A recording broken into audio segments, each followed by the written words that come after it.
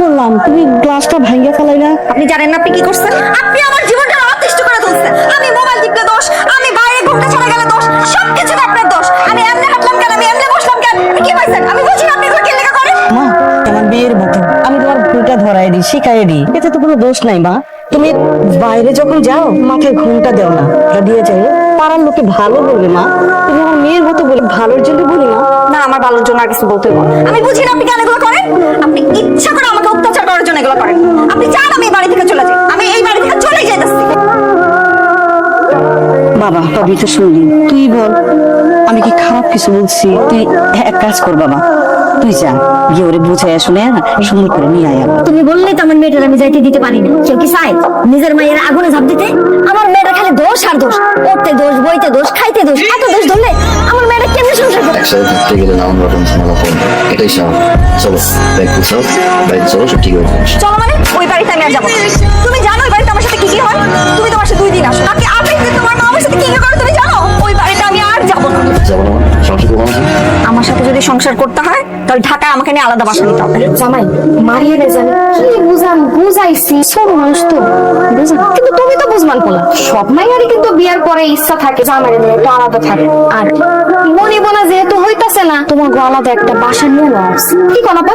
হ্যাঁ, আমার মায়ের নিয়ে তুমি যদি সংসার করতে চাও তাহলে ঢাকা আলাদা বাসা দাও। বাবারে, তোর বউ যদি বাপের বাড়ি থাকে তাহলে তো পাড়াপড়শি ভালো করবো না। বাবা তুই জিদ করিস না, যদি তোর নিয়ে আলাদা বাসায় থাকতে চায় তুই তাই থাক। মা, যদি আমার আলাদা বাসা নিতে হবে আমি তোমার নিয়ে বাসা নিব, তুমি ছাড়া আমি ঢাকায় কোনো বাসা নিব না। তোর বাবা তো এই ভিটাতেই মারা গেছে। তোর বাবা মারা যাবার পর আমি তো এই ভিটা ছাইরা এক রাইতের লাগে কোথাও গিয়ে থাকতে পারি নাই। আমার ভালো লাগে না, আমি মা হিসাবে তোর অনুভব করি। তুই গৌরী নিয়ে আলাদা বাসা নিয়ে থাক, আমি চাই তোরা সুখে থাক বাবা। আব্বা আমার জন্য না অনেক মন খারাপ হইতেছে। আব্বা আম্মা তো আমাদের সবকিছু এত সুন্দর করে সাজিয়ে দিন, তাদেরকে একবার আসতে মনে হচ্ছে। আসতে বলো মানে কি? আমি বলবো কেন? তুমি তাদের একমাত্র মেয়ে জামাই না? তোমার কোনো দায়িত্ব নাই? ফোন দাও। হ্যাঁ বাবা, ভালো আছি। তুমি কেমন আছো? মারিয়া ভালো আছে? মারিয়া ভালো আছে। মারিয়া যাচ্ছিল কি আপনি মা সবাই যদি আসতেন তাহলে ভালো হতো না? আসবো না মানে? অবশ্যই আসবো, আসবো, সবাইকে নিয়ে আসবেন। শোনো, মারে নিয়ে আসি। আমি তো আসতে না করি নাই। বাসায় তো রুমার 5টা না, বাসায় রুম 3টা। আম্মা আসতেছে, আব্বা আসতেছে, মামি আসতেছে, মামা আসতেছে, সবাই একসাথে। আম্মা কই থাকতো বাবা? কেমন আছিস? এই দেখ কারা কারা আছে, দেখ দেখ দেখ দেখ। সবাই আছে। শোনো মারিয়া, টাকা পয়সা বেশি বেশি করে সেভ করো। আজকে পুরুষ মানুষ আইজ আছে কাইল নাই, তাই না ভাবি? মাসের 20 তারিখে স্যালারি টাকা সব শেষ হয়ে যায়। আল্লাহ জানে কিভাবে সব টাকা শেষ হয়। শেষ হয় না শেষ করে? আমার তো মনে হয় মায়ের দিয়ে আসে। আমারও তাই মনে হয়, সারাটাক্ষণ খালি মা মা মা মা মা। ভাবি লক্ষণ কিন্তু বেশি ভালো। জামাই রেখে তাবিজ টুবিজ করছেনি? আমারও তাই মনে হয়, তাবিজ তোমার করতে পারে। কোনো চিন্তা করিস না, লোহাদা কেন লোহা কাটতে হয় এটা আমার খুব ভালো করে জানা আছে।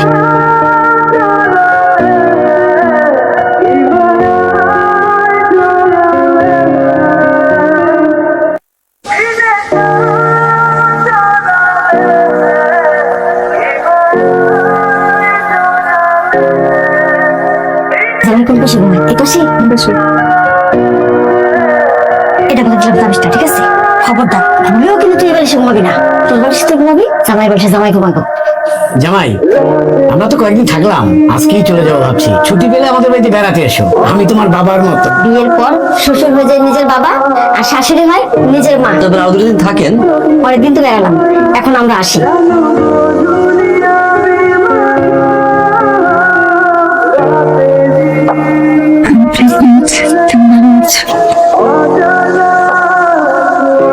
তুমি বাবা হচ্ছে।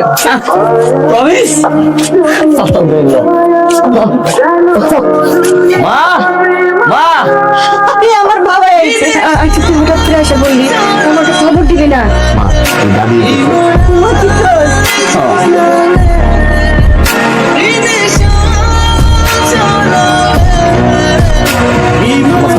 তোমার কি কোনো আত্মার বুদ্ধি কিছু নাই?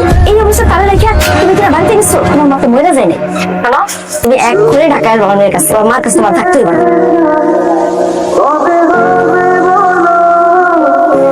এই তোমার দিকে কাণ্ড জ্ঞান নাই, এটা অপরাধী, বাড়িতে একা, বাড়ি দুধ হয়, এটা দুর্ঘটনা ঘটে, তাড়াতাড়ি তুমি ঢাকায় আসো। বাবা আমি কই কি তুই শহরে চল, আমার কথা চিন্তা করিস না। আসছো তুমি? মায়ের শুভ আছে। এই দাঁড়াও, না এসে উপায় আছে মানে? কি শুনছো তুমি? এতদিন পরে আমি মার কাছে গেছি, তোর মামার কল, মামির কল, খালার কল, বাবার কল, মায়ের কল। সমস্যা কি বলতো তোমাকে? সমস্যা তুমি আমাকে এইরকম একটা সিচুয়েশনে রেখে তোমার বাড়িতে গেছো? সিচুয়েশন রেখে গেছেন মাইয়া? তুমি কি 7 মাসের প্রেগনেন্ট নাকি 6 মাসের প্রেগনেন্ট? মাত্র কনসেপ্ট করছো তুমি। বলো কোন সিচুয়েশন রাখছি আমি? বলো আমি কি সিচুয়েশন তোমাকে রাখছি? যা বলছো তাই তো করছি। ঢাকা বাসায় রেখে বলছি দিছি আমি। তো বাবা আসছে, বাবা আসছে, আমার কোনো আপত্তি নেই। বাবা আসছে, এত বড় একটা বাসা নিছি আমি, সেই বাসার ভিতরে আমার মা এখন বলবো আসে না, অসুস্থ হয়ে গেছে। আমি গেছি একটা রাত আমার বাসায় থাকতে, একটা ফোনের গল্প। বাড়িতে গেছো, সাথে সাথে কান পড়া দিয়েছি। মানে এতদিন ওয়েট করছিলাম, বুঝলি না? তারপর আমার কাছে ক্ষমা চাও, আমার মতো নেই। আমি না তোমার সাথে আর সংসার করতে চাই না। মনটা দেখতেছি এটা খুবই খারাপ। একটা হিসাব মিলাচ্ছি, আমার পুরুষরা খুব অদ্ভুত। পুরুষরা কখনো সফল হতে চায় বাবা মায়ের জন্য, কখনো সফল হতে চায় প্রিয় মানুষটাকে পাওয়ার জন্য। একটা সময় খেটে মরে স্ত্রী আর সন্তান, পরিবার প্রিয়জনের হাসিতে হাসে, তাদের দুঃখে আবার কাঁদে। পুরুষ যখন নিজে বাঁচতে চায় তখন সময় থাকে না। আমরা পুরুষরা বাঁচি অন্যের জন্য। এই, এত সময় কে ফোন দেয় তোমাকে? আমরা বলছি রাত্রিবেলা ফোন বন্ধ করে ঘুমাইতে। স্বামী কি ব্যাপার তো সকালে?